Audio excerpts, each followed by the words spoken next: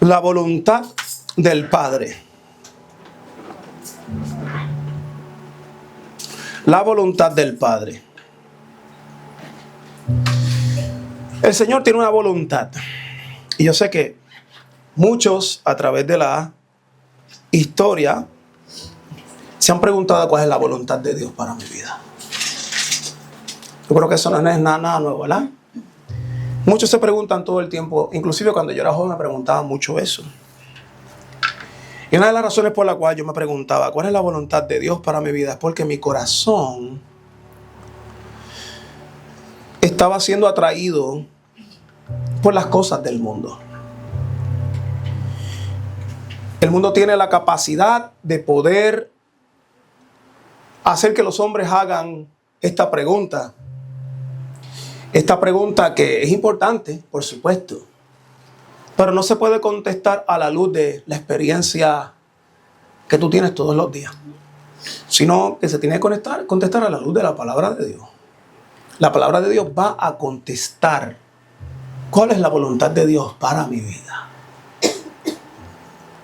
Hay una que es fundamental, que es el fundamento de la voluntad de Dios, que todo el mundo, esa es la voluntad de Dios para todo el mundo. Después de ahí, Dios, en su misericordia y en su gracia multiforme, da a los hombres oportunidades para servir dentro de la casa del Señor o en diferentes partes del mundo para hacer cosas. Y eso son las cosas secundarias. Pero lo que vamos a identificar hoy en esta mañana, ¿cuál es la voluntad de Dios rápida para la vida de los hombres? ¿Qué es lo que verdaderamente Dios quiere en tu vida? ¿Qué tiene que suceder? Porque si esto no sucede, no hay break. Como decimos, está feo para la foto y peor para el video si no haces esto. ¿Está bien? Y para eso vamos a ir a Mateo 21, Mateo 7, del versículo 21 al 23. ¿Me puedes poner el PH1? ¿Verdad? Mira qué interesante. Cuando tenga, diga amén cuando lo tenga en la Biblia. Yo lo pongo aquí siempre, pero yo quiero que ustedes siempre traigan su Biblia. Es importante que usted tenga una Biblia porque vaya a llegar momentos donde esto no va a suceder. Va a llegar momentos donde el internet posiblemente no esté, donde todas estas cosas no se puedan. Usted tiene que tener un librito, o yo, que usted se lo pueda llevar de emergencia para todos lados, siempre. Tenga su Biblia, ¿o yo? Ok, mira lo que dice aquí. Esto también tiene una aplicación, en Lucas 13, 25 al 27 también. Lo puedes leer ahí, la misma historia, mirada desde una perspectiva diferente. Mira lo que dice. No todo el que me dice, Señor, Señor, entrará en el reino de los cielos, sino el que hace la voluntad de mi Padre, perdón, que está en los cielos. Muchos me dirán en aquel día, Señor, Señor, diga, Señor, Señor. Señor, Señor. Pero otra de las cosas que quiero que usted repita conmigo, aquí, Señor, Señor, dice, no todo el que me dice Señor, Señor, entrará en el reino de los cielos, sino el que hace, diga conmigo, la voluntad de mi Padre. La voluntad de mi Padre. Hay que hacer la voluntad del Padre que está en los cielos. Muchos me dirán en aquel día, diga también aquel día. Aquel día. Porque va a haber un día. Va a haber un día. Usted lo va a ver. Va a haber un día. Dice, Señor, Señor, no profetizamos en tu nombre. Y en tu nombre echamos fuera demonios. Y en tu nombre hicimos muchos milagros. Y entonces les declararé, Jesucristo le dice a ellos, nunca os conocí. Apartaos de mí, hacedores de maldad. Que el Señor siga añadiendo bendición a su palabra. Este versículo pertenece al Sermón del Monte. Aquellos que les gusta leer la Biblia, que han tomado el consejo mío de leer la Biblia por lo menos que sea 5 minutos al día. Lo tenemos, 5 minutos. Hágalo para que usted vea cómo su vida transforma. Hay gente que se me acerca y me dice, pastor, ¿cómo tú te puedes recordar de algunos versículos y decirlos? Los nenes me dicen, ay Dios mío, pastor. Me dice, coach, ¿cómo tú te puedes recordar de tantas cosas? Tú te recuerdas de algo que lees. Tú no te puedes recordar de lo que no lees. Necesitas someterte consistentemente para recordar.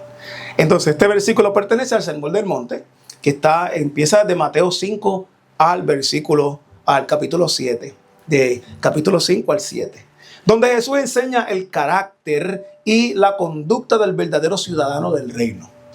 El ciudadano del reino tiene que tener una conducta, no puede vivir como le da la gana. No puede vivir de esa manera, sino que tiene una constitución que está escrita y déjame decirte una cosa, esa constitución es bien difícil de seguir. Como pastor yo me miro al espejo muchas veces a través de esta constitución, que es el Sermón del Monte, y yo me doy cuenta que es bien difícil completar todas estas cosas. ¿Está bien? Pero de eso se trata, que necesitamos a Cristo para que nos ayude a cumplir todas estas cosas que nosotros no podemos. Él vivió la vida que yo he deseado vivir toda mi vida. Y yo tomé su vida y Él tomó mi inconsistencia. Y por eso ahora yo estoy en este lugar. Aquí Jesús está cerrando el Sermón del Monte, acabando las últimas estipulaciones de esta constitución, advirtiendo contra una fe superficial, advirtiéndole a todo el mundo que tú no puedes vivir la vida que tú dices vivir en Dios superficialmente, por encima, con máscaras. Que es necesario que tú te quites la máscara delante del Señor, porque si el engaño más profundo y la desilusión and the delusion and the greatest delusion that a human being can have is lying to himself. ¿Cómo se dice delusion en español? La gran desilusión o la... ¿Cómo? Desilusión. No, no es. Delusionado. Incoherente. La gran... El gran engaño más grande que un hombre se puede hacer es engañarse a sí mismo. Ahí demostramos que se le tiene 3 tornillos rotos en la cabeza. Ahí es donde demostramos que una persona que se engaña a sí misma cuando sabe que tiene propósitos alternos en vez de buscar al Señor. Los propósitos son alternos al primer mandamiento. ¿Está bien? Entonces significa que hay un par de tornillitos ahí que necesitan apretarse. ¿Está bien? Y por eso es que Jesucristo habla de esto, cerrando este sermón. Y les dice y les advierte sobre esta fe superficial, que no va a la profundidad, que no va a buscar más allá, que busca a Dios por otras cosas, pero no busca a Dios por lo correcto. Y da una advertencia en los versículos 22 y 23, que lo vemos aquí. 22 y 23, a los hombres sobre esta superficialidad.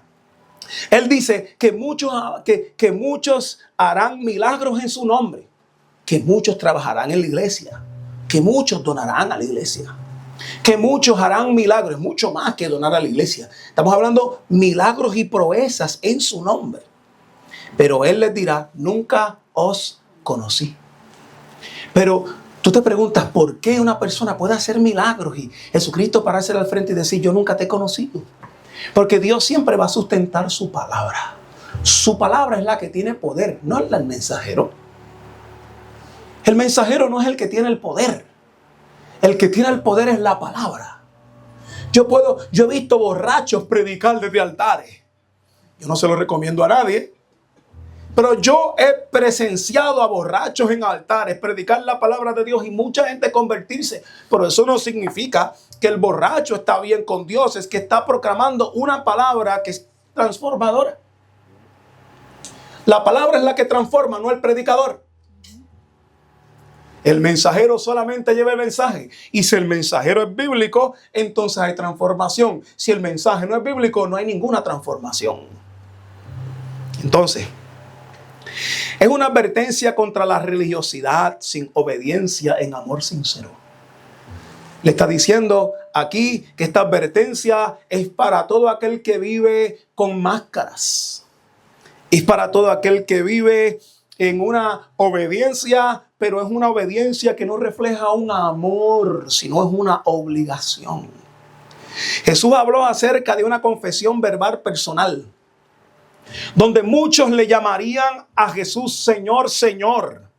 Claro, siempre tiene que haber una proclamación, una confesión de boca, pero una confesión de boca simplemente es un sonido. Lo que no es un sonido es como el corazón reacciona cuando menciona las palabras. Es lo que está en el corazón y lo que nadie ve, lo que Dios verdaderamente está mirando en una persona. No es que yo me ponga una corbata, no es que yo me ponga bien bonito y me trate de afeitar para venir a la iglesia. Todas esas cosas son externas. Dios lo que está mirando es el corazón del pastor cuando predica. ¿Cuál es el sentido? ¿Cuál es la razón de ser de este mensaje? ¿Por qué lo estoy haciendo? ¿Y cuál es la manera que lo estoy haciendo? El corazón está humillado dentro del corazón, dentro del cuerpo del pastor. Su mente está pensando correctamente acerca de Dios, o simplemente es una obligación, o simplemente hay agendas escondidas detrás del corazón del pastor. Entonces, aquí hay esta advertencia en contra de esta religiosidad. Y Jesús habló acerca de esta confesión verbal personal, donde muchos le llamarían Señor, Señor, pero aunque esto es vital para aquel que cree, la confesión no es suficiente por sí misma. Una confesión que yo diga de boca no es suficiente por sí misma. Se necesita una transformación interna del corazón, se necesita un cambio que salga de adentro, una reflexión transformadora. Esta advertencia de Jesús aplica a las personas que hablan o dicen cosas a Jesús acerca de Jesús. Mire bien esto, pero realmente no las dicen en serio. Yo puedo levantar mis manos, pero no lo estoy haciendo en serio. Yo puedo estar diciendo, Señor, gracias, pero no lo estoy haciendo en serio. Sino que estamos en un club como el Club de los Leones, donde todo el mundo hace lo mismo, porque si todos levantamos la mano, aquel que no levanta las manos se va a sentir presionado para levantarla. No es un acto del corazón que sale natural, sino es una presión que viene por causa de lo que está alrededor. Entonces, es importante. No es que crean que Jesús no es quien dice que Él dice que es. No es que Él diga, esta gente que dice Señor, Señor, no es que ellos no entiendan quién yo soy, sino que simplemente dicen las palabras de una manera muy superficial. Es muy por encimita. No hay una profundidad en el proceso del corazón para poder entender mucho más de esto. Su mente está en otro lugar, pero creen que hay un valor en sus palabras vacías. Levanto mis manos y digo, Señor, gracias, pero no hay gratitud en el corazón. Y todo el mundo que pueda sentir algo como esto en algún momento de su vida tiene que entender que tiene que correr a Cristo. Tiene que correr a Cristo. Su mente está en otro lado. Sus palabras básicamente son vacías y que cumplen con algún tipo de obligación religiosa sin corazón. Yo voy a cumplir el domingo, yo voy a ir a la iglesia, yo sé que aquí no hay ninguno. Todos ustedes son santos, pero este mensaje va para YouTube y este mensaje va para Facebook. De tal manera que cada uno que me escuche, que me estás escuchando y estás batallando con todas estas cosas, tú entiendas que para acercarte a Dios, si estás buscando respuestas, tienes que acercarte a Dios con un corazón bien diferente.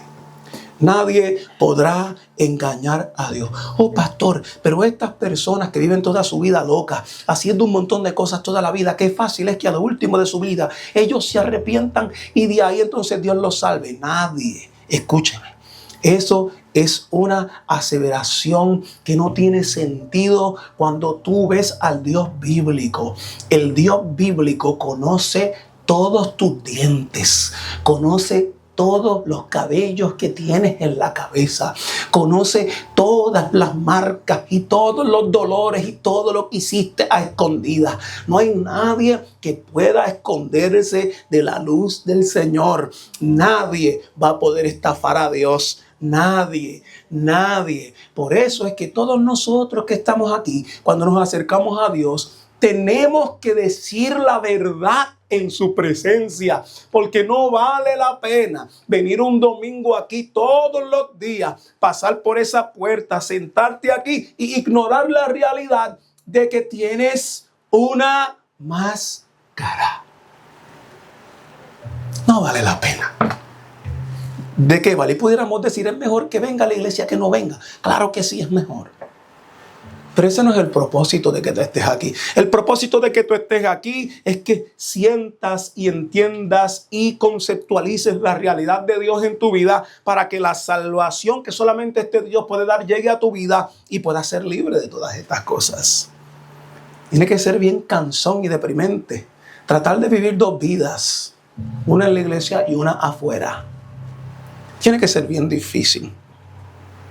Entonces, esta advertencia Dios la da. Lo dijo una vez un comentarista del antaño. Un comentarista del antaño de los 1700 dijo una vez: existen aquellos que hablan como ángeles y viven como demonios, que tienen la lengua suave como Jacob, pero las manos ásperas de Esaú. En el 1700 un hombre entendió esta realidad. Nosotros más que nunca en este tiempo tenemos que entender que ya estamos cerquita de los últimos tiempos. Estamos en los últimos tiempos. Y cada uno de nosotros tiene que entender que usted tiene que estar preparado para lo que viene. Si algo en la vida de nosotros está asegurado, si algo Jesucristo aseguró en la vida de nosotros, es que en este mundo tendremos aflicción. Dios no le prometió a nadie vivir en proezas y en abundancia todo el tiempo. Y mientras usted la tenga, usted aproveche. Pero Dios no le prometió eso a nadie. Por eso es que nadie aquí se puede enfadar con Dios cuando pase por vicisitudes y sinsabores en la vida. Porque el soldado avisado no muere en batalla. Jesucristo nos dijo hace 2000 años atrás que en el mundo tendréis aflicción. Sea que sea por enfermedad, sea que sea por causas económicas, sea porque sea por causas o persecución por causa de la fe, que es la más que vamos a tener. Tendremos aflicciones en la vida. Entonces, importante que usted entienda eso y no se enfade con Dios. Porque si usted es aquel que lee las Sagradas Escrituras, va a entender que este mundo está caído. Y que este mundo cayó en Génesis. Y en este mundo está en un proceso de decadencia que necesita la redención de aquel que viene. Y está gimiendo con dolores de parto. Aquel día cuando el Hijo del Hombre va a pasar las nubes y va a venir sobre aquí y va a arreglarlo todo. Y en ese día cuando Él venga, entonces usted va a poder tocar un león. O usted va a poder tocar una serpiente venenosa. O usted va a poder hacer todas esas cosas. Porque la maldad, empezando desde el desbalance ecológico que nosotros podemos ver alrededor de nosotros, hasta relaciones interpersonales, Jesucristo las va a arreglar todas, las enfermedades, todo. Y el mundo está en decadencia y usted tiene que salir de la burbuja que usted está viviendo, que estamos viviendo. Tenemos que salir de la burbuja porque ese momento llegará y no te debe de tomar por sorpresa en tu vida. Entonces, importante cuando Jesús dice, no todo el que me dice. Esa palabra tiene un significado bien interesante porque en griego aplica a una confesión verbal. Es una confesión verbal. No todo el que me dice está confesando con su boca algo. Una profesión externa de fe. Es una profesión que sale de la boca, que en la mayoría de los casos que las personas que verdaderamente tienen una confesión de la boca, que sale del corazón. Pero solamente el corazón es lo que Dios está viendo antes de la confesión. No es la confesión y después el corazón, sino es el corazón y después la confesión. Entonces, Jesús no está rechazando el uso de una confesión. La confesión es algo que se tiene que hacer, sino el mero uso sin sinceridad ni obediencia. Que no haya sinceridad a la hora de confesar lo que yo estoy diciendo. Una nota importante es que cuando Jesús dice en aquel día, como usted puede ver ahí, en aquel día, es interesante porque Jesús afirmó que Él es a quien las personas deberán de enfrentar en el juicio final. Caballeros, para aquellos que no han leído la Biblia, habrá un juicio final. Cada uno de nosotros tendremos que enfrentarnos delante de Dios, le guste o no le guste. Y sin Cristo está feo para la foto. Con Cristo usted va a estar bien. Pero sin Cristo se va a percatar que no tiene con qué pagar para atrás. Entonces, Jesús afirmó todo esto, ¿verdad? Que en aquel día va a haber un juicio. Y en aquel día, en el que es correctamente llamado Señor, en aquel día todo el mundo le va a decir Señor, Señor. Dentro de la iglesia y afuera de la iglesia, la gente le va a decir Señor, Señor. Eso es una confesión. Todo el mundo va a confesar en aquel día que Jesucristo es Señor, Señor. Sea ateo, sea hindú, sea del Islam, sea de todos lados, no importa. No importa qué religión practique, todo el mundo tendrá que decirle a Jesús Señor, Señor. El problema que tenemos aquí no era que Jesús es el Señor con todas las letras mayúsculas. Ese no es el problema. Que Jesús sea el Señor es bueno si usted es un buen lector de las Sagradas Escrituras. Si usted entiende lo que significa Señor, Señor, usted no se preocupa, ni inclusive a que esté al borde de la muerte. Porque si está al borde de la muerte, es resurrección en Cristo Jesús, porque Él es Señor, Señor. Él es Señor, Señor en medio de cualquier situación. Él es Señor, Señor en medio de depresiones. Él es Señor, Señor en medio de dificultades o los sinsabores y los momentos que nosotros no sabemos cómo trabajar. Él es Señor, Señor. El problema no es ese. La verdad es que este maestro que todos escuchaban en una parte estancada del mundo, que se llama Israel, en estancada, metida en el desierto en el mundo, afirmaba ser el juez de todos los hombres en aquel día. Todo el mundo me va a decir rey, rey, juez, juez, señor, señor, yo no hice esto en tu nombre. Y él va a entrar en el corazón y va a ver las motivaciones del corazón. Entonces, no es decir su nombre o llamarlo Señor, el problema es hacerlo sin un corazón sincero. Ese es el problema. El problema es la sinceridad. El problema no es que tú cantes cánticos.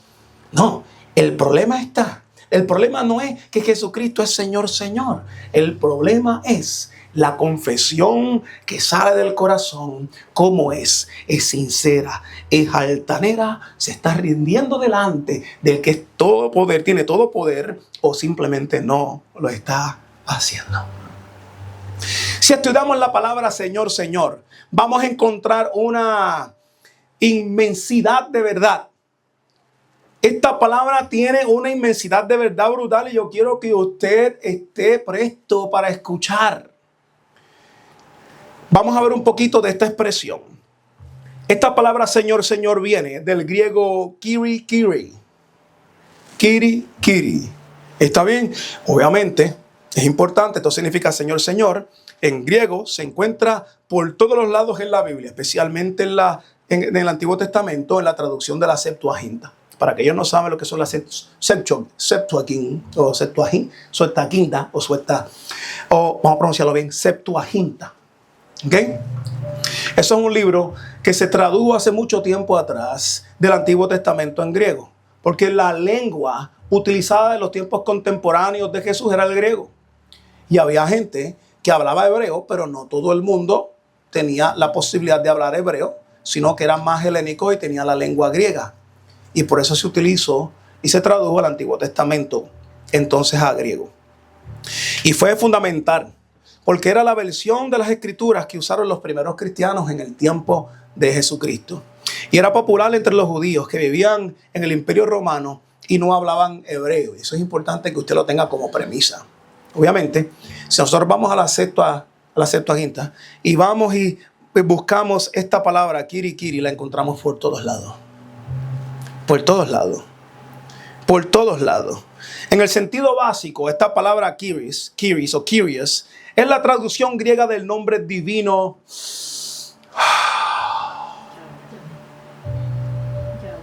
Esa es la traducción griega del nombre Yahweh en la Septuaginta. Es decir, cuando los judíos traducen el Antiguo Testamento al griego, cada vez que aparece la palabra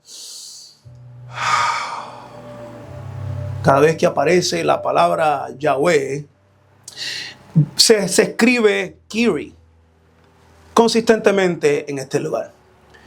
Cuando se repite esta palabra kiri, expresa intensidad, expresa reverencia y súplica urgente. Siempre, cuando usted vaya y diga en el Antiguo Testamento, diga Señor, Señor, por ejemplo, significa también algo emocional o devocional. O sea, si usted va a Éxodo 34, 6, ponme el PH2, usted va a ver este versículo por un momento. En este versículo, mire qué interesante, dice, el Señor pasó frente a Moisés y clamó, Señor, Señor, Dios compasivo y clemente, lento para la ira y grande en misericordia y verdad. Entonces, no voy a entrar en el contexto de esto porque si no, no vamos a tardar mucho. Pero aquí ve la palabra Señor, Señor. El acento aginta sale kiri. ¿Está bien? Significa que este Señor, Señor representa, número uno, reverencia. Representa intensidad y súplica urgente. Entonces, en todos estos textos, kiri, que encontramos en Éxodo, que encontramos en los Salmos, el 6.2, encontramos en el Salmo 85, para aquellos que quieran leer más, Ezequiel 11.13, Ezequiel 20.49, Amos 7.2 y Amos 7.5, se refleja lo siguiente. Quiero que usted entienda esto. Cada vez que usted vea estas palabras, esto es lo que se refleja. Un clamor reverente ante la presencia divina. Expresión de dependencia total, no una fórmula vacía. Aquel que diga kiri, Señor, Señor, Señor, necesita tener un clamor reverente cuando lo dice, y eso es lo que Dios está mirando en el corazón de nosotros. Una expresión de dependencia total, no una fórmula vacía, asociada esta palabra mucho con profetas como Ezequiel y Amos, que usaron estas palabras mucho, que reconocen la autoridad y la soberanía de Dios. Ellos no dijeron simplemente Señor, ellos dijeron Señor, Señor. Y para el típico hebreo o israelita, decir Señor, Señor toma otro significado. Para nosotros los colombianos, los puertorriqueños, los venezolanos, los cubanos, los mexicanos, Señor, señora, Señor, Señor, Señor, venga para acá. Es como si no fuera nada. Pero para ellos pronunciar esta palabra dos veces tiene un contenido reverencial que sale del corazón, de la profundidad. Y a Jesucristo se le ocurrió pararse al frente de un montón de gente en el Sermón del Monte y decirle, no el que me diga, Señor, Señor, heredará el reino de los cielos, sino aquel que hace la voluntad de mi Padre. ¿Cómo usted cree que la multitud se iba a sentir cuando ellos entendieron que Jesucristo en un contexto sumamente religioso, donde todo el mundo mencionaba las palabras una y otra vez, ahora le están diciendo sus palabras no me interesan? Aunque la confesión es buena, lo que me interesa es lo que hay dentro del corazón. Entonces, cuando Jesús cita kiri, en Mateo 7:21, está usando la misma fórmula que el Antiguo Testamento. Es la misma fórmula. Una forma de dirigirse como si le estuvieran llamando a él Yahweh. Yo soy el que tengo la autoridad, porque yo soy el que voy a estar en aquel día, en ese juicio. Soy yo el que voy a ver todas estas cosas. Pero todas estas cosas del Antiguo Testamento comienza a aplicárselas a sí mismo. Para todos aquellos que creen que Jesucristo no es Dios. Y para que todos aquellos que creen que Jesucristo nunca se llamó a sí mismo como Dios. O tenía todas las características y la imagen del mismo Dios expresada en un cuerpo mortal. Toda la divinidad estaba en él. Entonces, por eso, es porque las palabras de Mateo 7 son tan fuertes. Son tan fuertes para que los escuchan y deberían ser fuertes para nosotros en el día de hoy también si entendemos el contexto de lo que estamos leyendo.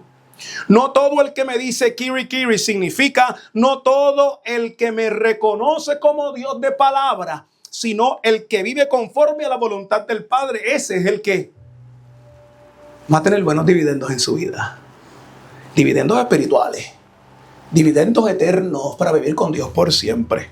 Entonces, ponme el PH3. Mire qué bien, pero yo le puse esto aquí bien grande, que se supone que no hay un pero ahí, pero usted me perdona. Si el pero es antes del signo de exclamación, usted me perdona. Pero mire la pregunta. La pregunta es, ¿cuál es la voluntad del Padre? Si Él mismo dice aquí, no todo es simplemente el que me proclama de boca y me dice, Kiri, Kiri. ¿Está bien? No solamente ese es, sino el que hace la voluntad de mi Padre. Y ahí se levantan todos los que son radicales, se levantan todos los legalistas. Ve, por eso es que hay que ir a la iglesia, por eso es que tienes que arrodillarte 10 veces, por eso es que tienes que balancear entre lo bueno y lo malo de la vida, porque es que tienes que hacer cosas, es más que una proclamación. Porque hay que hacer y hay que hacer y hay que hacer. Por eso tenemos que entonces definir cuál es la primera y estrictamente la primera y la más rápida e inmediata voluntad de Dios para los hombres. Y esto es lo que no le gusta al mundo. Al mundo, amado mío, esto es lo que no le gusta. La misma voluntad que había por siglos eternos es la misma voluntad que está hoy. La misma voluntad desde el Antiguo Testamento es la misma voluntad que está hoy por todos los lados. Lo que pasa es que Jesucristo es la revelación completa de la revelación parcial que vimos en el Antiguo Testamento. Eso, todo en el Antiguo Testamento es la sombra de lo que Jesucristo es. Y Jesucristo es la expresión completa de todo lo que leemos. Si usted lee con esta premisa el Antiguo Testamento de que Jesús está escondido en medio de cada versículo, en medio de cada ley, en medio de cada sacrificio, en medio de cada situación. Si usted entiende esto, cuando usted lee el Antiguo Testamento se va a convertir en una miel sabrosa que baja por su boca. Porque usted está viendo que por todos lados Cristo aparece y se escabulle, entra y sale, se le presenta a hombres. Ahí estaba Moisés mirándolo también. Un montón de cosas, algo sobrenatural, es devolviéndole al Antiguo Testamento lo sobrenatural que es. Después de todo, los ángeles caminaban como si nada y hablaban con el otro y hacían lo otro y caminaban para allá, comían pescado con todo el mundo. No le podemos quitar al Antiguo Testamento lo bien sobrenatural. Después de todo, el pueblo de Israel caminaba en medio del desierto y lo seguía una columna de fuego. Eso es sobrenatural. Y una nube tapaba el sol para que no se quemaban. Eso es sobrenatural. Abraham tuvo hijos y de milagro porque tenía 100 años. Eso es sobrenatural. Es sobrenatural todo lo que vemos. No podemos decir que solamente lo sobrenatural está en el Nuevo Testamento y en el Antiguo Testamento es pura palabrería del pasado. La voluntad de Dios no cambia, pero su revelación progresa. La voluntad de Dios no cambia, pero progresa su revelación. Lo que antes nadie entendía, hoy podemos entender. Porque hay más estudios. El Espíritu Santo va revelado. Como Dios le dijo a Daniel, sella este libro, porque esto no es para ti, no lo vas a entender. Han pasado miles de años hasta el día de hoy. Hoy podemos sentarnos y poderlo ver con más seguridad y más certeza lo que él escribió. Pero no fue para él. Entonces, la voluntad de Dios es la misma, pero hay un proceso progresivo de revelación que nos ha llegado, especialmente a nosotros en el 2025. Tenemos que definir esto de la voluntad de Dios. ¿Sabe por qué? Porque esto pudiera ser malinterpretada, la voluntad de Dios. Y llevarnos a un legalismo enfermizo. ¿Sabe lo que es legalismo, verdad? ¿Saben, verdad que sí? A un legalismo enfermizo. Y lo vamos a hacer. Mire, lo vamos a hacer. En el Antiguo Testamento hasta el Nuevo Testamento. Pero esto es un estudio. Yo creo que yo voy a escribir un libro de esto, ¿sabe? No, ya me lo propuse. Ya le dije así, yo voy a escribir un libro. Porque yo puedo sin parar escribir sobre esto. Vamos a ponerlo en un libro. ¿Qué te pasa, Mariana? ¿Verdad? Vamos a escribirlo. Vamos a empezar con esa antes de que el Señor me lleve. Dejar uno por ahí. Entonces, mire qué interesante. Ahora, mire, en el Antiguo Testamento, la voluntad del Padre era que su pueblo, esta es la voluntad de Dios en el Antiguo Testamento. Mire bien, que todo el mundo lo amara. Esa era la voluntad de Dios. Que todo el mundo lo amara, que lo obedeciera y que vivieran en justicia y misericordia. Esa era la voluntad de Dios. Dios no le estaba pidiendo a ellos más nada. Dios incluso no le estaba pidiendo perfección a nadie. Dios le estaba pidiendo a todo el mundo amor. No porque el amor a Él lo hace más grande como un Dios griego, sino porque cuando el hombre ama a Dios, se le solucionan los conflictos internos. Porque Dios es el antídoto al dolor del hombre. Dios es todo lo que un hombre necesita para vivir con rectitud, amor y proezas y maravillas y propósitos. Sin Dios y sin amarlo a Él, se descuajinga todo. Se desmorona el edificio, la estructura por el cual tú fuiste diseñado para vivir. Porque Dios es el fundamento necesario para poder vivir toda esta vida que usted mismo puede dar testimonio que es bien difícil, que es bien complicado criar niños, que es bien complicado trabajar todos los días, que es bien complicado sufrir por todas estas cosas, que es bien complicado criar, hacer todo lo que nosotros hacemos como seres humanos, inclusive comer bien, también es complicado. Decir y tomar las decisiones de hacer ejercicio es complicado. Es complicado tener un matrimonio, es complicado, pero con Dios todas esas cosas y la complejidad de todos los asuntos humanos se hace mucho más fácil de llevar. Después de todo, Él dice que todo aquel que esté cansado y todo aquel que esté como agobiado, que venga a mí, que esté cansado y agotado, y me dé su carga, y que lleve la mía, porque la mía es ligera, porque la mía no pesa, pero dame la tuya. Y lo que deberíamos hacer con esto es que si esto es lo que yo estoy cargando, que es pesado, yo tengo que hacerle, que yo te la entregue. Usted se la tiene que tirar encima a Cristo, porque no hay nada que usted pueda hacer para hacer el cambio sin sus fuerzas. Y eso es otra predicación que viene cuajando por ahí. Entonces, mire qué interesante. Esto es lo que quiere Dios. Y veamos cómo nos muestra la Biblia. No te preocupes. Ponme el PH 4. Mire lo que dice Deuteronomio 10, 12 al 3. Mire lo que dice. Mire qué interesante. Dice, ahora pues Israel, ¿qué pide el Señor tu Dios de ti? Esa es su voluntad. ¿Qué es lo que pide de ti? Dice, solo que temas al Señor tu Dios, que andes en todos sus caminos, que ames y sirvas al Señor tu Dios con todo tu corazón y con toda tu alma, y que guardes los mandamientos del Señor y estatutos que yo te prescribo hoy para tu bien. Pero ¿qué es lo primero? Porque esto es para tu bien. Esto que guardes mandamientos es para tu bien. Pero la voluntad inmediata es que le temas al Señor. Y número 2, dice acá, en tu corazón y con toda tu alma. Dios odia la infidelidad del corazón. Por eso que hay un versículo en la Biblia que dice, Dios es un Dios celoso.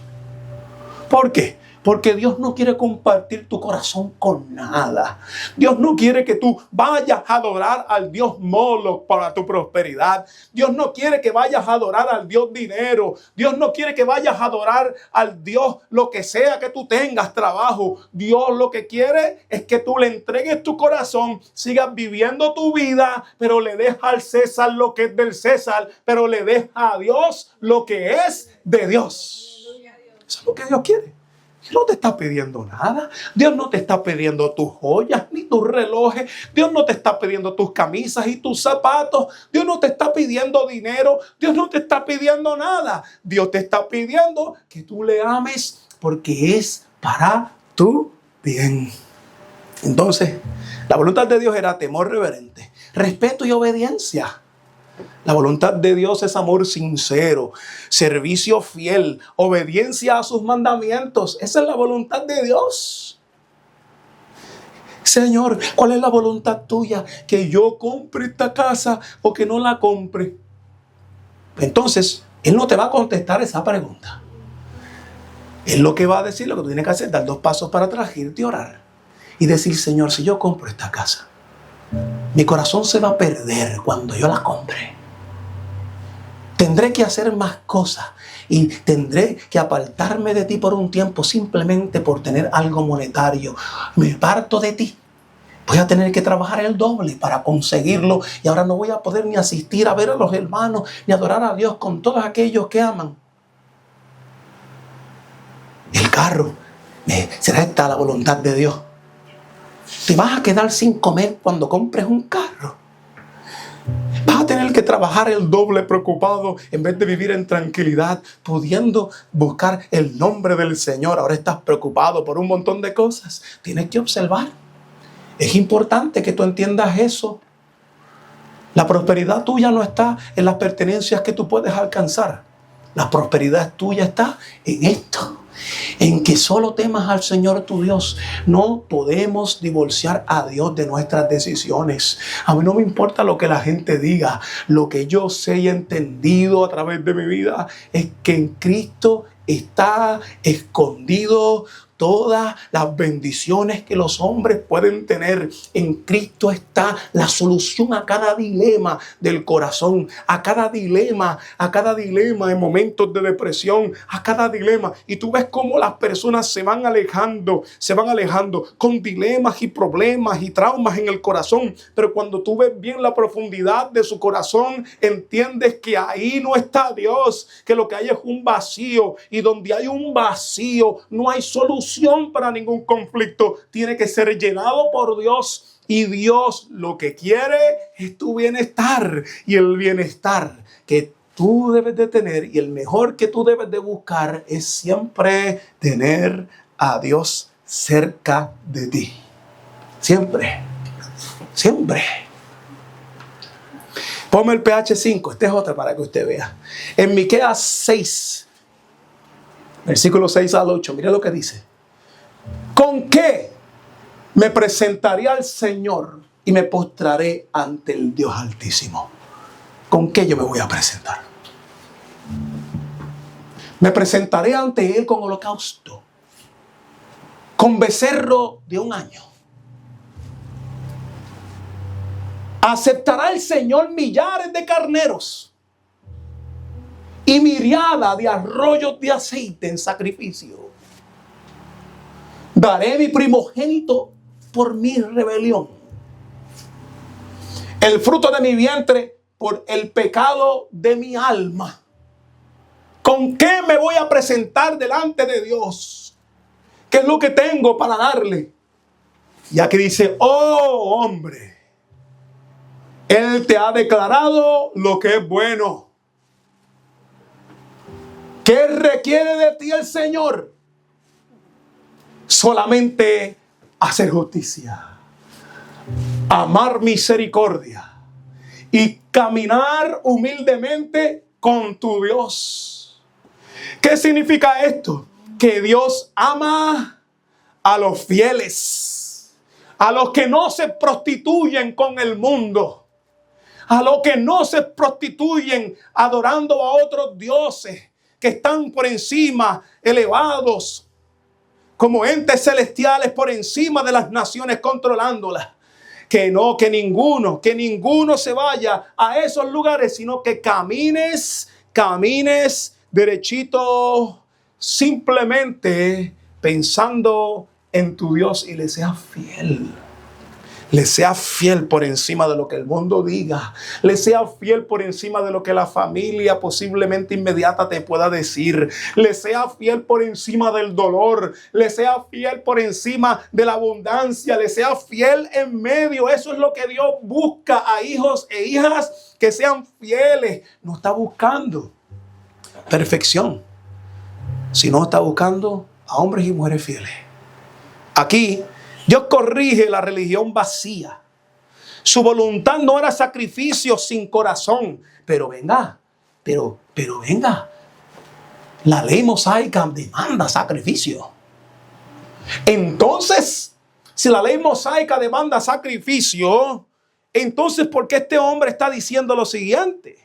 Pues entonces su voluntad no era sacrificio sin corazón. Había que hacer el sacrificio, pero si tu corazón no estaba ahí, no servía. Oh, wow. trabajar todo un año, ser un religioso, a criar tu cabrito o tu animal o tu becerro y estar, me toca a mí entrar bien bravo por las puertas del templo y traer tu animal para sacrificio, decir, estoy aquí cumpliendo con lo mío porque yo soy Rambo, el campeón de campeones. Y doy y me veo vestido bien como un buen fariseo, hablando bien, con una buena profesión, con dinero en el banco, me siento bien caminando por aquí y traigo todas las cosas, estoy como las papas, estoy bien. Oh Señor, ¿qué es lo que Dios le haría a una persona si lo más que Dios odia, para aquellos que dicen que Dios no odia? Dios odia el corazón orgulloso con todas sus entrañas. Pero Dios ama al corazón contrito y humillado. Aquel que se humilla delante del Señor, a ese es el que Dios derrama su grandeza. Entonces su voluntad no era sacrificio sin corazón, sino justicia, rectitud, misericordia, amor hacia otros y humildad ante Dios. ¿Verdad? Humildad ante Dios. Dependencia sincera de Dios, no de boca. Lo que el pueblo del Antiguo Testamento tenía que hacer era seguir los primeros mandamientos que todos los que tenían en medio del mundo no tenían. ¿Usted me está entendiendo? Lo único que ellos tenían que hacer era seguir el primer mandamiento. Los primeros mandamientos.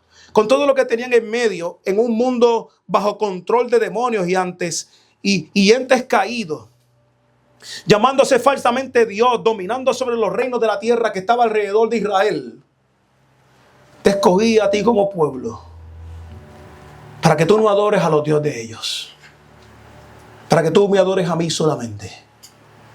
Te escogí a ti para que tú te apartes en santidad ante mí. Te escogí a ti para que no seas igual que todo el mundo, para que seas diferente, para que no hagas lo mismo, para que te comprometas conmigo, porque ya yo me he comprometido contigo. Para que no importa cuántas veces te caigas, que no se caiga mi nombre de tu corazón. Lo único que yo te pido es eso. Entonces, en medio de estos dioses que estaban gobernando sobre las tierras alrededor, Dios a ellos le dio 10 mandamientos. Que usted lo ve aquí detrás de mí, pero no están incompletos en toda su totalidad. Y encontramos que los primeros 3 revuelven y resuelven el dilema que los próximos traen. ¿Usted quiere verlo? PH 6. Los primeros 3 mandamientos resuelven el dilema de los hombres. Mira lo que dice. Yo soy Jehová tu Dios. Y estamos en Deuteronomio 5:6, ¿está bien? Dice, yo soy Jehová tu Dios, que te saqué de la tierra de Egipto, de casa de servidumbre. No tendrás dioses ajenos delante de mí. Eso es lo que Dios le está pidiendo. Y dice, no, es que nosotros no tenemos dioses como en el Antiguo Testamento. Sí. Todo lo que tú consideres ultimately worthy for yourself, that will be your God. Todo lo que tú consideres últimamente honroso para tu vida, más que a Dios, ese es tu Dios. Tú puedes considerar trabajo tu Dios. Tú te puedes considerar a ti mismo Dios. Tú puedes considerar el dinero tu Dios, porque eres el que te resuelve tus dilemas. Hasta que la enfermedad llegue y el doctor te diga que no puedes hacer nada. Y por más dinero que tengas, se los tendrás que dejar a todos tus descendientes. Ahí el dinero, the God money, die. Si es tu esposo, cuando Dios se lo lleve el Señor o se lo lleve a tu esposa, ahí entenderás que tu Dios murió. Pero Dios no muere y no quiere que compartir tu corazón, no quiere que tú pongas dioses ajenos alrededor de ti. No, mira, no tendrás dioses ajenos, que es el más importante de todos. Y después dice, no harás para ti escultura, ni imagen alguna de cosa que está arriba en el cielo, ni abajo en la tierra, ni en las aguas debajo de la tierra. No te inclinarás a ellas ni las servirás, porque yo soy Jehová tu Dios. ¿Quién es tu Dios? Jehová tu Dios, indescriptible, infinito, grande, alto, the Most High. La razón por la cual el nombre de Most High se le fue dado a Dios es porque Él es el más alto de todo lo que los hombres consideran dioses. Él es más alto que cualquier ente espiritual que se te aparezca. He is the Most High. Entonces,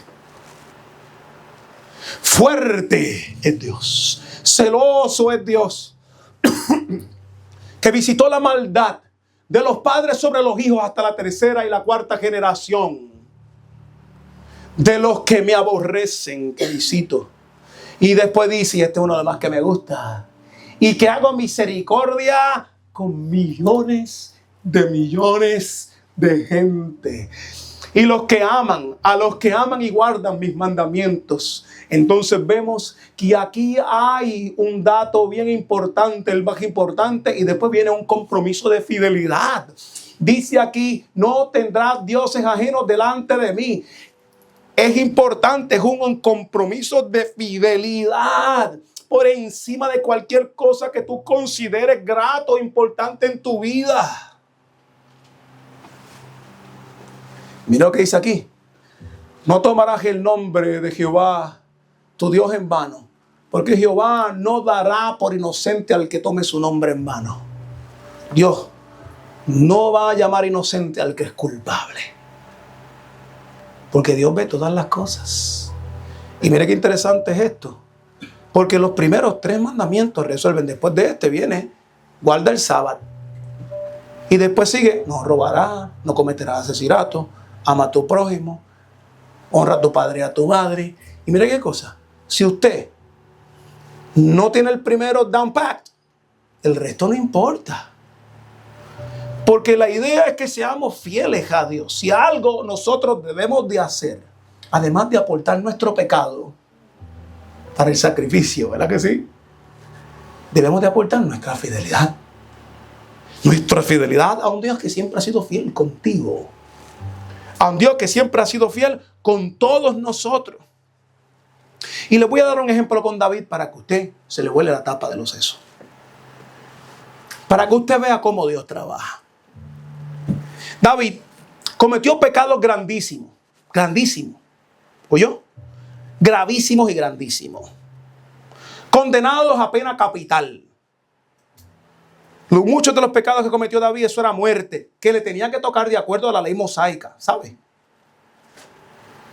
Sin embargo, yo le voy a demostrar algunos de estos pecados. Número 1, adulterio con Betsabé. En Samuel, segunda de Samuel, capítulo 11. Según Levítico 20, el adulterio era castigado con la muerte. ¿Por qué no mataron a David? ¿Por qué no lo sacaron por la puerta? ¿Porque él era el rey? No, demandaba muerte. Otro, asesinato de Urías. Samuel también, segunda de Samuel 11. En Hechos 2:20, 13 dice, no cometerás asesinato. En Números 35, 16 y 27, el homicidio intencional también era pena de muerte. Entonces, por lo tanto, si David cometió 2 pecados de muerte, entre todo lo que cometió, bajo la ley mosaica, tanto el adulterio como el asesinato requerían ejecución. ¿Por qué no murió? ¿Por qué no lo mataron? ¿Por qué no lo apedrearon? La respuesta está en la misericordia y en el arrepentimiento.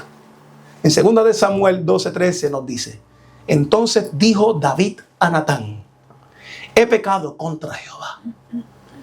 Y Natán dijo a David, también Jehová ha remitido tu pecado, no morirás. ¿Qué fue lo que salvó a David? Arrepentimiento. ¿Y cuál es la premisa para el arrepentimiento? Un corazón que no es orgulloso. y que no adora la rebeldía y que no adora el trauma, sino que ve a Dios y simplemente se compadece y va hacia abajo en humillación. Aunque David merecía morir según la ley, Dios le perdonó porque se arrepintió sinceramente. Si usted quiere leer el Salmo 51, cómo este hombre se arrepentía, para que usted vea cómo se ve un arrepentimiento verdadero, vaya y hágalo en su casa. Dios, como soberano, puede extender gracia más allá de las leyes penales. Y eso no hace a Dios injusto. ¿Usted sabe por qué? Porque Cristo, cientos de años después, murió por el pecado de David. David le creyó a Dios. Y como le creyó a Dios y fue fiel con Dios, Dios pasó por alto la pena de muerte sobre su vida. Pero en la culminación de los tiempos, cuando Cristo vino en tiempo y espacio y en cuerpo humano, en ese lugar, en la cruz, depositó en Cristo todo su pecado. Y usted se pregunta, ahora la contestación la tengo. ¿Cómo se salvaban los del Antiguo Testamento? Si ahí no estaba Jesús, ni nadie les había hablado de Jesús. Porque ellos eran salvos por la fe en aquel que había de venir. Y nosotros somos salvos por aquel que ya vino. Y vendrá. Entonces, es importante el entender esto, muchachos. Que aunque David merecía morir, el Dios soberano puede extender gracia más allá de la pena legal. En Cristo Jesús, más allá de la pena legal. Sin embargo, no nos podemos olvidar que las consecuencias del desvío de David le tocaron. A él le tocó la muerte de su hijo que tuvo con Betsabé en adulterio. Y trató de manipular a Dios con un ayuno. Pero Dios le dijo, no, está mal. Consecuencias hay cuando te desvías. Violencia en su familia. Hubo consecuencias. Violencia en su familia. Segunda de Samuel 12. Dolor y pérdida personal. También tuvo muchas de ellas. Consecuencias. Cuando desobedeció a Dios en el censo, que también es otra carga penal. Dios le dijo que no contara al pueblo y David se creía un rey maravilloso y contó a todo el mundo para saber cuántos hombres tenía, para saber si podía ganarle al próximo pueblo que tenía tantos soldados. Y cuando llegó el conteo, el ángel de Jehová salió del cielo con una espada y mató cada segundo mataba sobre 250 personas. Ese día yo creo que fue, si no me equivoco, 300,000 y pico de personas que mató el ángel de Jehová. Y él le gritaba por la ventana, pero mátame a mí. Si soy yo el que cometí el error, mátame a mí. Eso es lo sincero de su corazón. Que no estaba apuntando a los pecados de los demás, sino que estaba apuntándose a sí mismo y diciendo, pero ¿por qué los matas a ellos? Y aprendió una cosa ese día David, que por el pecado de los reyes de la tierra, el pueblo sufre. Si hoy mañana ustedes me encuentran con una mujer que no sea mi esposa, ¿cuánto ustedes sufrirían? Mucho. No es lo mismo. Ni se escribe igual. Entonces, aquí es donde todo cambia. Y me gustaría que no se le olvide a ustedes nunca lo que yo les tengo que decir aquí. Y ayer yo escribí una pequeña reflexión que me dio libertad brutal en mi corazón. Yo se las quiero leer para que ustedes la tengan. Acerca de esta misma reflexión de David. Hasta después el PH 7. Y estamos terminando, pero usted va a ver cómo esto va para el Nuevo Testamento ahora. Mire bien. Yo le llamé, no es lo mismo fallar que reemplazar. Yo quiero que usted entienda esto. Esto salió de mi corazón y yo empecé a escribir. Y yo dije, Dios, ¿tú quieres que yo escriba un libro? Mire esto. No es lo mismo fallar en mi vida moral que reemplazar a Jesús por otro en idolatría. No es lo mismo. Escuche bien.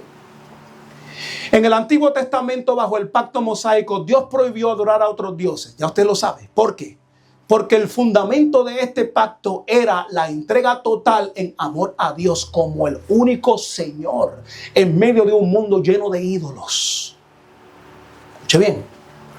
Este pacto contenía más de 600 mandamientos, pero ninguno de ellos tenía un valor si no se cumplía por amor a Dios.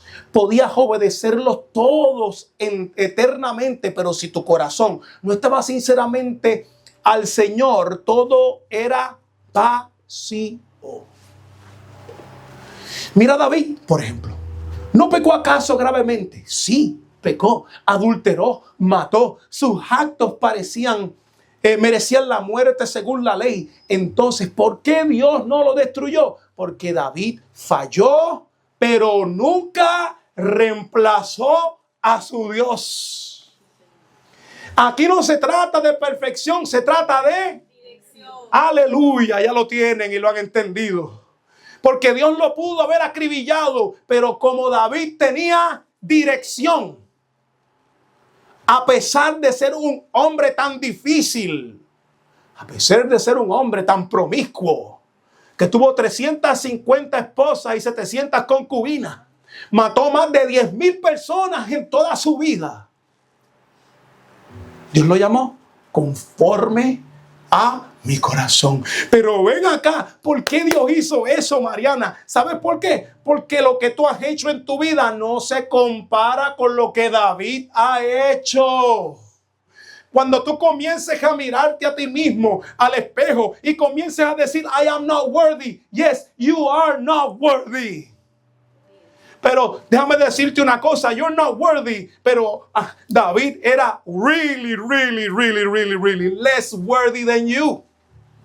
¿Sabes por qué? Porque él hizo muchas más cosas que tú. Muchas más cosas que tú. Y Dios spared his life because of mercy.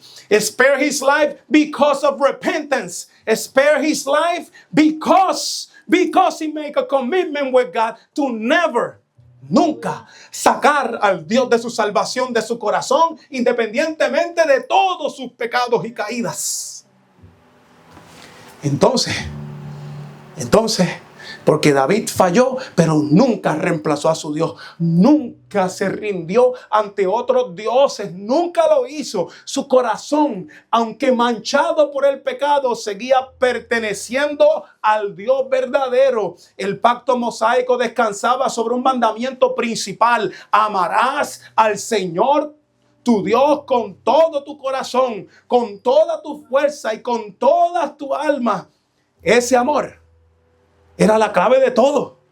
La clave para ser successful es amor, no es perfección. Y el pueblo falló porque cuando Dios le dio la ley, ellos levantaron las manos en orgullo del corazón y dijeron, la cumpliremos y la haremos al pie de la letra. Y lo primero que hicieron fue desobedecer. Y lo primero que hicieron fue buscar a otros dioses. Y lo primero que fue reemplazar a Dios. Y el resultado de reemplazar a Dios para ellos fue remoción total de la tierra.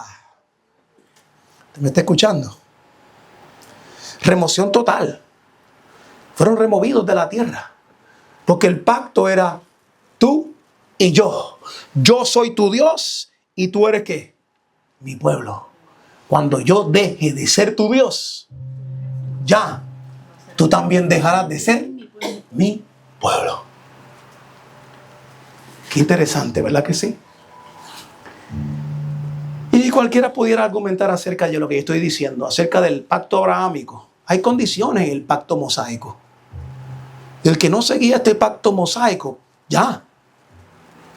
De que Dios los va a volver a traer a la tierra a los judíos en un momento dado, claro. Eso también está escrito. Pero ¿cuál va a ser lo único que va a hacer que va a traer a este pueblo para atrás? Arrepentimiento en Cristo Jesús. Y ahora lo que hacen es odiar a Dios y odiar a Cristo. Lo único que los puede salvar. En orgullo de su corazón. Mira lo que dice. Este amor era la llave de todo. Esa era la puerta a la gracia. Podías ofrecer miles de sacrificios, pero si no amabas a Dios de verdad, de nada valía. Porque la obediencia sin amor es religión vacía. La obediencia sin amor es venir aquí y salir igual. y volver a la vida igual con las mismas depresiones y los mismos traumas. Pero venir aquí y entregar el corazón en humildad es transformación. Nadie le puede caer un silán encima, un sema y por encima y dejarlo sin heridas que sean transformadoras para su vida. Y Dios es mucho más grande que un camión. Si Dios te ha pasado por encima, tiene que haber transformación. Tiene que haber cambios. No porque nosotros predicamos moralidad nada más. No, nosotros no predicamos ética desde altar. Porque no hay nadie aquí que pueda vivir una vida ética completa. Lo que se predica de este altar es que tú no tienes la capacidad total de hacerlo perfectamente. Y como no lo puedes hacer, necesitas un Salvador que la cumpla por ti y muere en la cruz por ti para que tome tu posición. Y ahora lo único que tú tienes que hacer es recibir el regalo de la gracia en tu vida para que pases a la vida eterna simplemente aportando tu pecado. Solamente aportando tu pecado. Y después aportando tu fidelidad. Entonces, la obediencia sin amor es religión vacía, pero el amor verdadero por Dios abre puertas a su gracia, a su perdón y a su restauración. Entonces, el Antiguo Testamento podías hacer de todo, pero si no había amor y compromiso con Jehová, con Yahweh, de nada servía si decías Señor, Señor. Si otros dioses se filtraban en el corazón de Israel, estaban faltando al pacto de Yahweh, causando que Dios los raera de la tierra de donde ellos estaban. Después de todo, esta nación fue un producto de un pacto con Abraham. Fueron el resultado de un milagro en la vejez de Abraham y en la vejez de su esposa. Cuando él tenía 100 años y cuando ella tenía 90, su existencia tenía un propósito: servir al Dios vivo y ser una demostración total de separación del mundo en amorosa obediencia y santidad. Solo a Dios en medio de naciones entregadas a otros dioses. Dios quería avergonzar a las huestes espirituales que gobernaban los otros territorios. Y decidió cogerla. Por eso es que dice en la Biblia que Jesucristo los avergonzó en la cruz. ¿Por qué?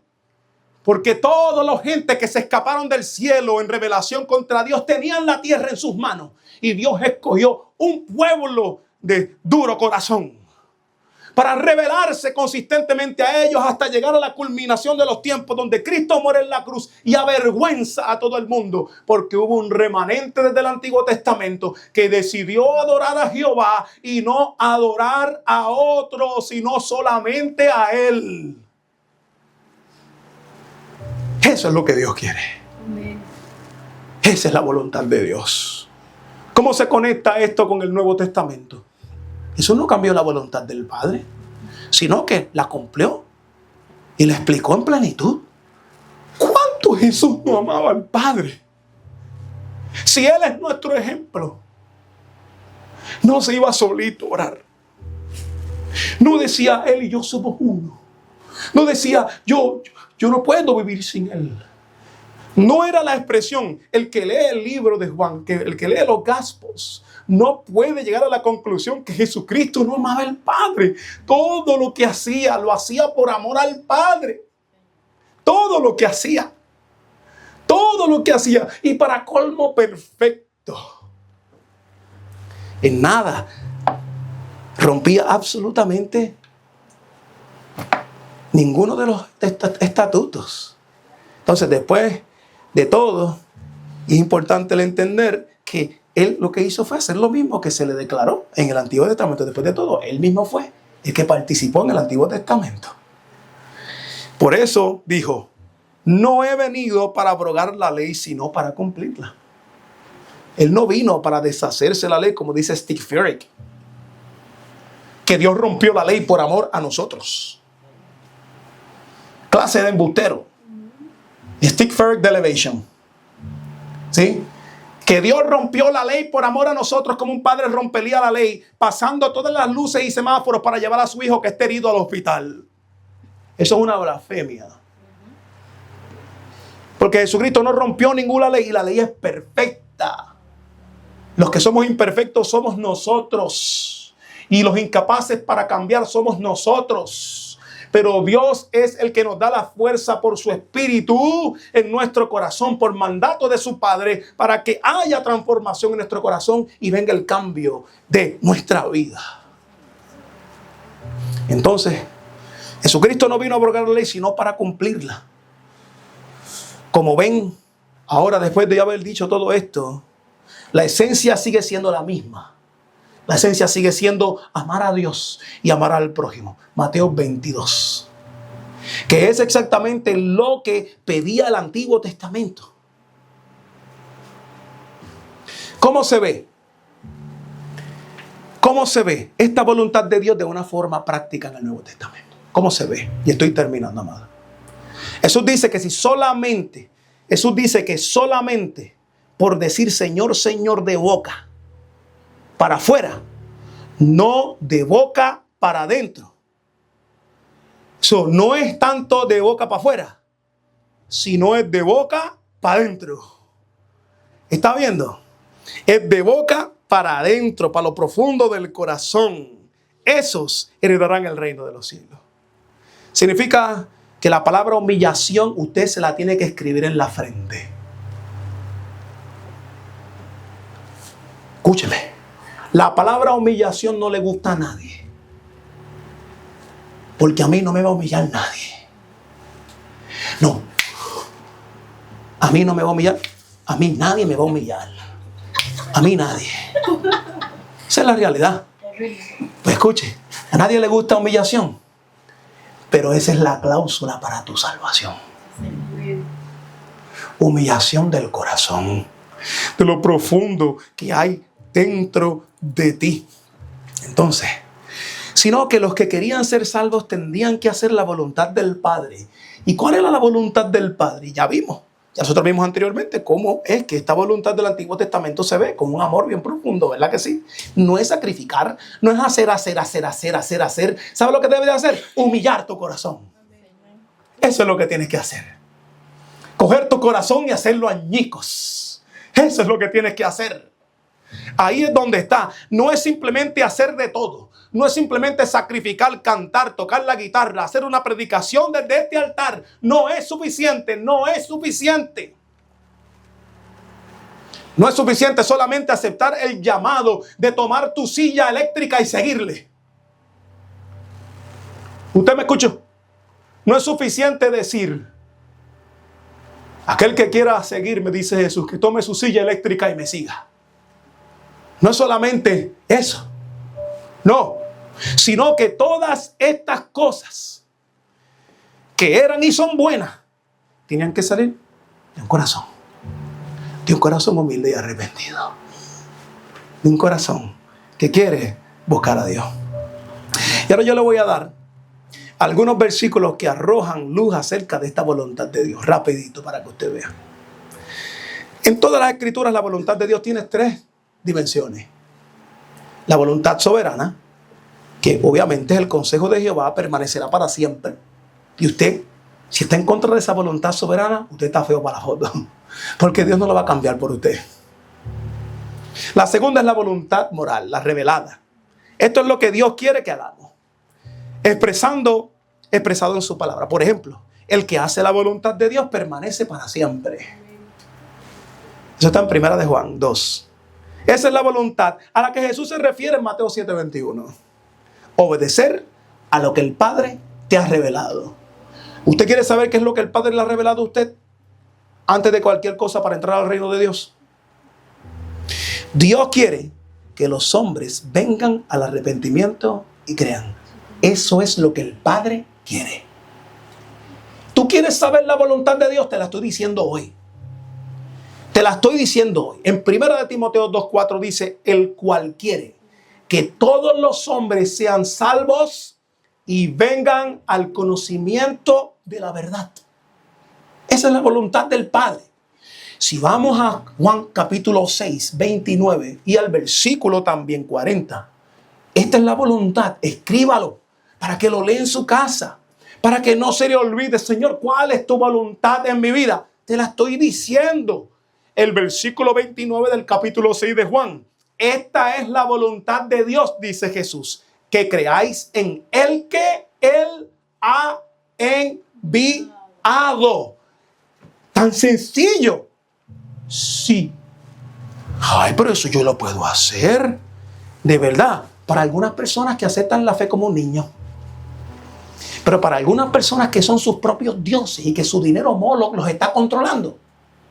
Y cuando tienen deseos mundanos de aquí de quedarse en esta tierra y controlar poder, sexo y todo lo que quiera, esto es bien complicado. Porque el creer en Jesús significa que ya yo no puedo tener otro Dios que controle mi vida. Ahora Él es el que tiene que controlarla. Y para eso tiene que haber un elemento. El elemento se llama humillación. El versículo poquito más abajo en el 40. Mira lo que dice. Esta es la voluntad de que me envió. Esta es la voluntad del que me envió.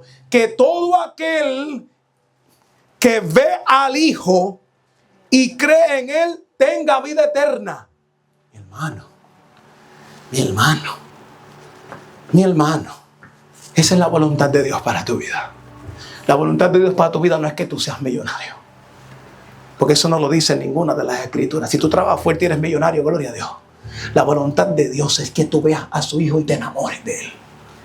La voluntad de Dios es que tú creas al que Él ha enviado por ti, para que tengas vida eterna. La voluntad de Dios en el Nuevo Testamento sigue siendo la misma en esencia. Es que el Antiguo Testamento es amar a Dios con todo el corazón, obedecerle y andar en fidelidad. Pero ahora, en el cumplimiento de los tiempos con nosotros, ahora tiene una revelación completa y un nuevo centro. Ahora es Cristo Jesús. Sin Cristo no hay salvación. Proclamar su nombre, Señor, Señor, sin el corazón, no hace nada. Llevar un rosario, 4 cadenas, llevar pulseritas para la suerte, abrir la Biblia, no hace nada. Lo que hace es cuando entra en el corazón y cuando sale de un corazón verdadero, que ha entendido su bajeza y su bancarrota emocional y su bancarrota interna y sabe que está perdido sin Dios. Ese es el que Dios levantará cuando suene la trompeta. Así que la voluntad perfecta de Dios empieza con creer en Él. Tienes que creer en Él. Y después todo lo demás sigue por el amor fiel de nuestro corazón hacia Él. Oh, yo voy a hacer todo lo que Dios me manda y por eso voy a ser salvo. No, tú vas a ser salvo porque creíste en Él. Y el resto de las obras que vengan en tu vida será por amor fiel a Él.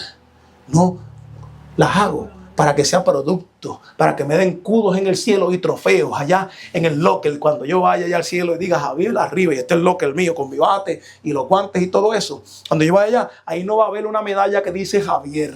Ahí va a decir simplemente pecador salvado por Cristo. Y eso es lo que no le gusta a la gente. Ay, pastor, no diga eso, que mucho usted se humilla. No, yo he entendido el mensaje de la cruz. Yo he entendido el evangelio.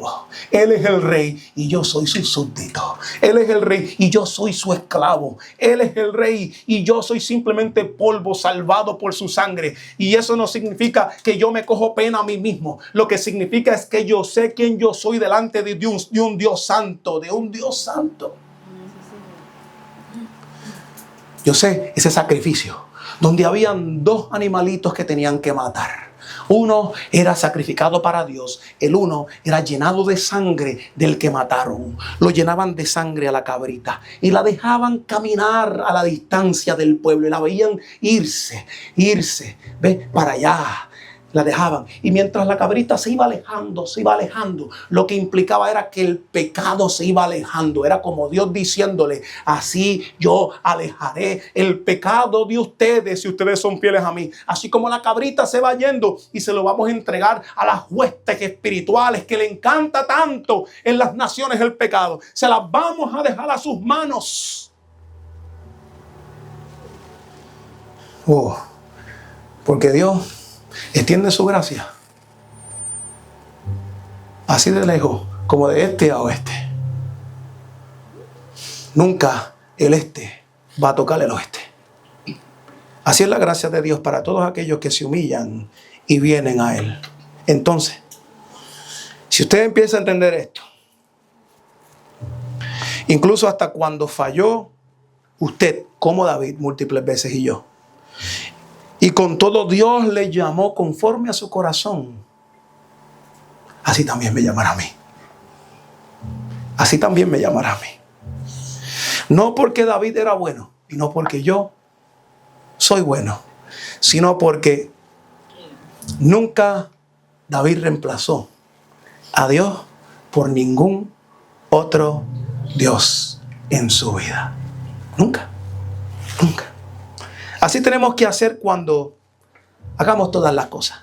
Así como David, a diferencia de los que llamaron a Jesús Señor, Señor, a Jesús aquí en este versículo del capítulo 7 de Mateo, estos de boca proclamaban su nombre, pero su corazón estaba muy lejos de Él. Y eso no es lo que queremos. Lo que queremos es que tú llegues a la convicción de que tú estás aquí no para ponchar. No estás aquí para balancear la balanza entre el bien y el mal de las cosas que hiciste en la semana. Tú estás aquí porque tú no vas a reemplazar de tu corazón al Dios que tú decidiste adorar y al Dios que dio su Hijo por ti. Por eso es que tú estás aquí. Así que hago una invitación a todos ustedes mientras usted inclina su cabeza. Hago una invitación antes de terminar, para que todos aquellos que me están viendo en YouTube, de que este mensaje ha tocado tu corazón y es el propósito de lo que hacemos, de que a lo mejor estás buscando solución en algún lugar y no la has encontrado. Yo no te puedo dar otra solución nada más que Cristo, y es la que ha solucionado mi propia vida. Yo no te digo que vayas a la iglesia, sino que te encuentres con la persona de Cristo y el amor de Él te va a llevar al lugar donde tienes que ir. Va a sanar tu corazón, va a levantar tu vida, va a restaurar tu vida, te va a llevar a lugares inimaginables. Solamente decide abandonar dioses antiguos en tu corazón. Intercámbialos y pon a Cristo en tu corazón y verás cómo todo cambia. En el nombre poderoso de Jesús oramos. Dios les bendiga.